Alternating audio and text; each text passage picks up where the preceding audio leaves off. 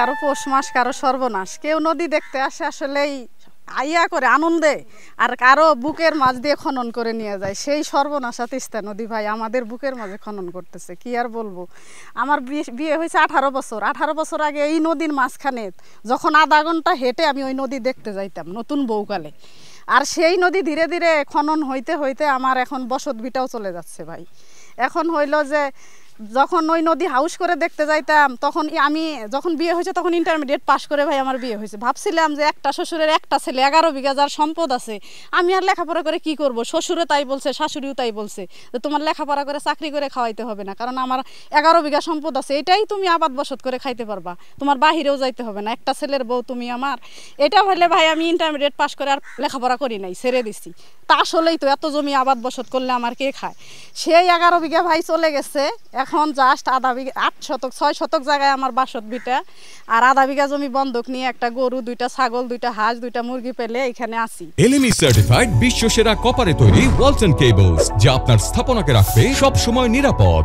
এই তিস্তা নদী ছিল আজ দীর্ঘদিন, কয়েক বছর আগের থেকে ভাঙতে ভাঙতে আমাদের এখন বাড়ি ভিটাও চলে যেতেছে। এখন তিস্তার কোনো কাজ কাম নির্মাণ যদি আপনারা করতে পারেন তাহলে আমাদের ভাগ্যটা আগাবে, তা না হলে বসত বাড়ি চলে যেতেছে।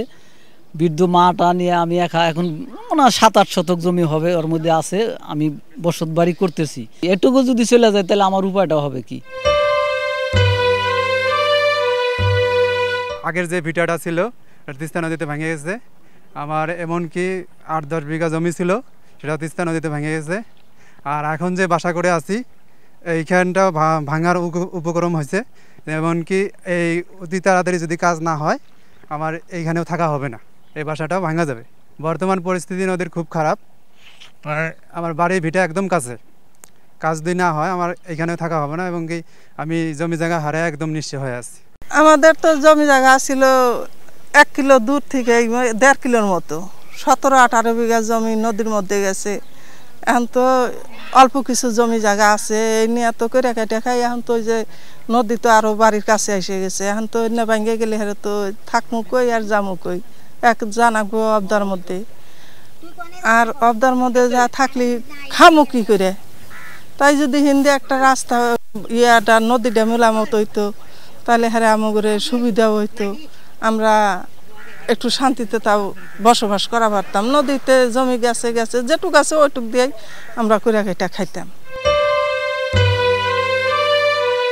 দীর্ঘদিন থেকে এই এলাকাগুলো ভাঙ্গনের কারণে অনেক মানুষ বাস্তবিকটা হেরে শেষ করে আজকে বিভিন্ন জায়গায় বসবাস করতেছে।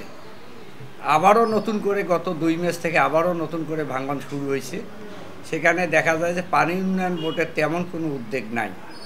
আর উদ্যোগেও যদি নেয় সেটা তো দেখা যায় যে কাজের যে একটা স্বচ্ছতা সততা, এইটা কিন্তু আমরা এলাকাবাসী এটা কিন্তু আমরা দেখতে পাই না। এই কাজ শুরু হওয়ার পরেই কিছুদিন পরেই আবার ভাঙন শুরু হয়েছে। দেখা গেছে যে যে জায়গায় বস্তা ফেলছি ওখান থেকেই কমপক্ষে 500 ফিটেরও বেশি কোথাও এখন পর্যন্ত ভেঙে চলে এসেছে।